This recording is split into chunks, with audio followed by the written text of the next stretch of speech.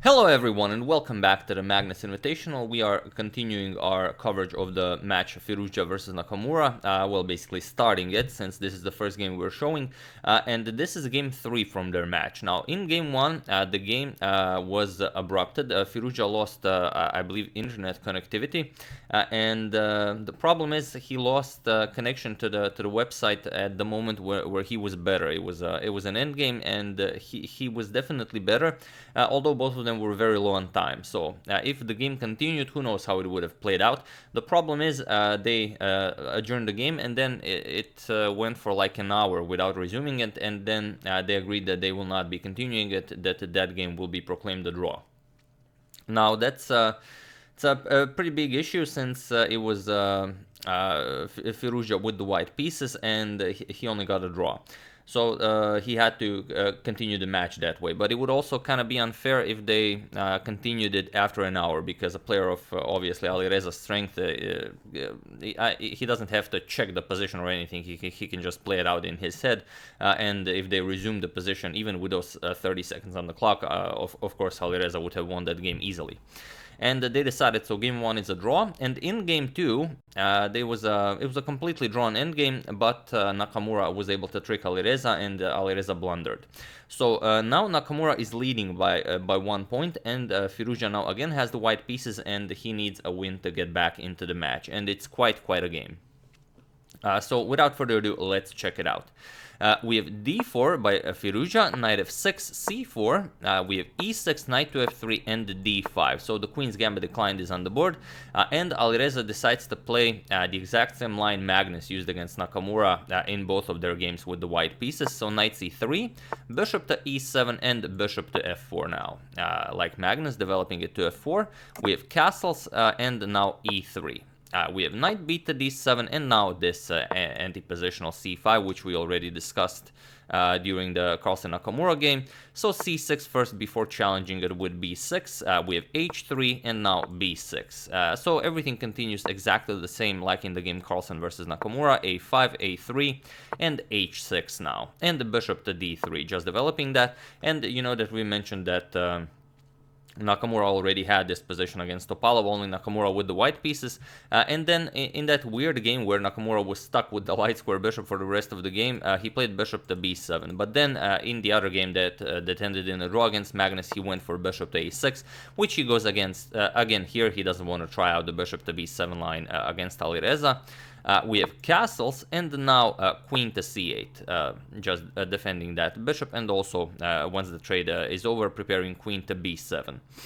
We have rook to e1, and this is a new move in the position. This exact same position has been reached many times. Anish Giri had it against Levon Aronyan, Ding had it against Sargsyan, Nakamura had it, we already mentioned, against Topalov. And the known moves here are rook to b1, queen to c2, and queen to e2. But here, like I said, rook to e1 is a new move, so already as of move 13, we have a completely new game. So Nakamura continues as he usually would. Bishop captures, we have queen captures, and now queen to b7, just developing the queen, connecting rooks, and it's important that the c6 pawn is nicely protected, since now you don't have the option of going e4. You can go e4, but you don't really gain anything. After all the trades, captures, captures, captures, you can exchange here once, and then just knight f6, and black's position is excellent. The c6 pawn is nicely guarded. So instead, Alireza goes back rook to b1, and now it's a question what exactly this rook to e1 move achieved, but I'm sure they have the reasons. This is, I believe, thoroughly analyzed. But okay, a captures, we have a captures, and now rook f to c8 by Nakamura. We have knight to d2. And now a trade of rooks. Rook captures, and now rook to a8. We have rook to b1. Again, we are gonna see everything traded off along the a file, like in the game Carlsen Nakamura. And now this maneuver, bishop d8, followed by bishop to c7, that was also used in that game, that is supposed to trade off white's strong dark square bishop. So rook captures, we have queen captures. Now it's going to be a bit difficult to get the bishop to c7 since the queen is on a8, and now queen to a2, again offering a queen trade. Queen to b7, and now queen to a4. putting pressure on that c6 pawn, and b5 now. We have queen back to a3, and now knight to e8. We have e4 finally striking in the center. D captures, we have knight c captures on e4, and now knight d to f6, offering a trade here, but knight to d6. We have captures, and here Alireza decides not to capture with the bishop, but rather with the pawn, because he plans to bring his other knight over to c5, and he's either going to have a monster knight here on c5 that will support d7, or once black trades, you will fix your pawn structure. So here, knight to d5, challenging the bishop. Bishop just goes back to g3. We have bishop to b6 attacking the pawn here. Now knight b3 defending it, preparing the knight to c5 move. We have f6, now preparing to block off at some point this dark square bishop with e5, but knight to c5. And now it's a problem not to capture on c5. For example, if queen to c8, you just push d7. You open up this bishop's diagonal. Queen to d8, and now queen to a6 is extremely strong. And now you are basically forcing black to trade. The problem is white doesn't recapture right away because you have queen captures here, now with ideas of queen here. So after bishop captures on b4, you can even go queen captures on e6 with check first. Let's say king f8, now you pick up the knight, and of course white is completely winning. So instead, after knight to c5, of course Nakamura captures it, and now Alireza fixes his pawn structure, the end result being this protected passed pawn on d6, which is a pretty incredible pawn. So e5 by Nakamura closes up this dark square bishop, and now f3. Firouzja will shift it back into the game this way. We have king to f7, and now bishop to e1. We have knight to f4, now putting pressure on the pawns here, and queen to a2 check. We have knight back to e6, and now finally bishop to d2, getting the bishop back into the game. Queen d7, and now h4. So here Nakamura's position isn't all that impressive. He just has to wait and see what Alireza will do. And since Nakamura is leading the match, of course he would not mind the draw here with the black pieces. We have h5, not allowing g4. So bishop to e3, and now king back to g8. We have queen to c2. And now comes knight to f8, not allowing the queen to infiltrate. We have queen to e4. Firouzja nicely centralizes his queen, also prevents f5 since the e-pawn is under attack, and also puts pressure on c6, so quite the queen move. We have queen to c8 by Nakamura, and here g4. We have h captures on g4, f captures on g4, and now queen to a6. Nakamura is without an active plan here, so he will try to infiltrate with the queen this way. So g5, but for the moment still keeping an eye on the c6 pawn. So g5, and now king to f7. We have g captures on f6, g captures on f6, and now not pushing right away, even though it is possible. First bishop to f2, so you can hide the king behind the bishop, so you don't have to worry about all the checks. Queen back to b7 by Nakamura, and now finally you start pushing h5 by Alireza. We have queen to d7, and now king to h2. We have king to g7, and now bishop to e3, preparing to support h6. Queen to c8, Nakamura still waits to see what Firouzja will do. We have h6 with check. King h8, and now king to g3. Also, the king joins the action. We have queen to d7, Nakamura forced to repeat, and king to g2. Alireza, again, not sure what the plan is. Queen to c8 and king to h2. We have queen back to d7 by Nakamura, and king to g3. And queen to c8. Nakamura very happy with a draw here, but queen to g4. Now Alireza offers a queen trade, as he did improve the position of his king as much as possible. So queen b7, of course, Nakamura declines. Now queen f5, going after the pawn here. So queen f7 defending, and now again bishop back to f2. We have knight to d7, now again guarding the pawn here, not allowing the queen to infiltrate with queen to c8. And here the position is winning for white. However, it's easier said than done, because black really has a very nice fortress here, and it's to put it best, unclear how to proceed with white. I will just show it because it's not something you would think of right away. Point is, you should march your king all the way here to prevent any checks with the queen, and then you will be able to pressure the queen side with moves like queen to e4, going after the pawn and such. The point is, you play bishop to e3, force black to make a move. Now that black moves, let's say knight to f8, now you go bishop g5, you go after this pawn. Once the knight defends it, now you start the king march over to the queen side. But now you have to suffer a few checks. King e1, queen a1 check, you're going to go king e2, and after another check, you will block with the bishop. Again, keeping the target here on d7, queen back to f7, and now queen to f3, putting pressure on the pawn here, knight to b8, defending it, and now again queen to f5, with queen to c8 being the threat. So knight to d7 once again, and now again you waste a move with king to e1.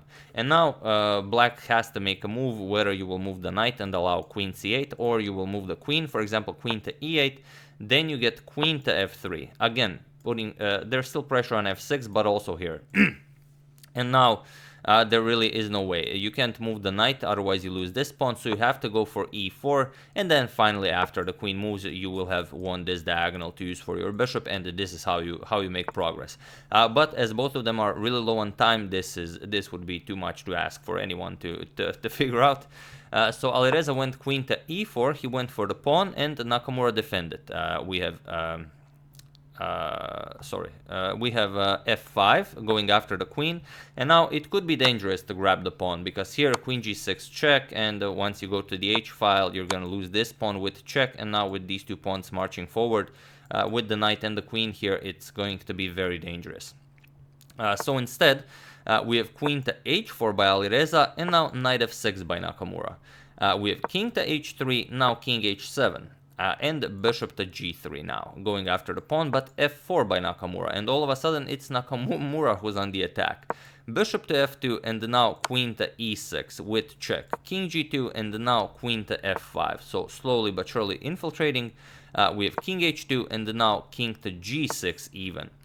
We have queen h3 offering a queen trade, and now Nakamura finally trades. We have queen captures, and king captures on h6, leaving him being up a pawn. However, we have bishop to h4, and now knight to d7. You still have to be very careful with this knight. You don't want to allow this pawn to start marching forward. King g4, and now king to g6. We have bishop to g5. Now here Nakamura has to make a move, and he decides to give up a pawn to improve the activity of his king. Like I said, he's leading the match, so even a draw is great for him here. So of course you cannot capture now because king captures, so bishop to h4, and now just king to f7. We have king captures on f3, and now king to e6. And here it's pretty much impossible for white to make any progress here, or black for that matter. So we have king to e4, and now comes knight to b8. And here, interestingly, any move Alireza makes is a draw. There's no way to push for something or even blunder something, unless the except the move that Alireza played. Here, Alireza for some reason played bishop to e7. And here Nakamura just played knight to a6, and there's no way to defend the b4 pawn, which is extremely weird. Why would you do something like this? But obviously Alireza was well, probably not very happy with himself after he lost, well, not lost, but he lost the thread of the game, and then it was just Nakamura who was pushing, and now he even blunders a pawn. So bishop back to g5, and Nakamura just grabs it. Knight captures on b4. Bishop to e3, and now knight to d5. So here, okay, you're down a pawn, but perhaps you can still hold this. Bishop to d2, you cannot trade pieces, that's out of the question. Knight f6 check. King d3, and now king makes progress. King to d5. We have bishop to e3, and now king back to e6. Bishop to d2, and now knight to d7. So now you will again bring your king to d5. Bishop back to e3 by Alireza, king d5, and now bishop to f2. And of course you cannot capture. If you capture, then you just lose the game, because d7 just wins. There's no way to stop promotion. So b4 by Nakamura, and now bishop to g1. Now it's Alireza who has to wait for Nakamura to decide what to do. e4 with check, king to c2, and now king to c4. We have king to b2, but now knight to e5. Again, you could never really capture here because, like I said, if the bishop and knight come off the board, d7 just wins. Bishop back to f2, and now knight to d7. We have bishop to g1, and now b3 even. bishop back to f2, and now king to d3, offering this pawn now to start pushing the e pawn. So king captures, and now e3. We have bishop to e1, and now finally knight captures here. Now you can capture as the knight can always win the pawn back.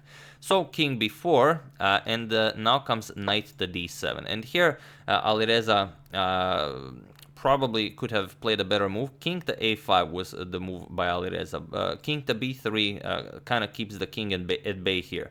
But okay, he went king to a5, and now king c4 by Nakamura. We have bishop to g3, and now comes king to b3, cutting off the white king, as you can see.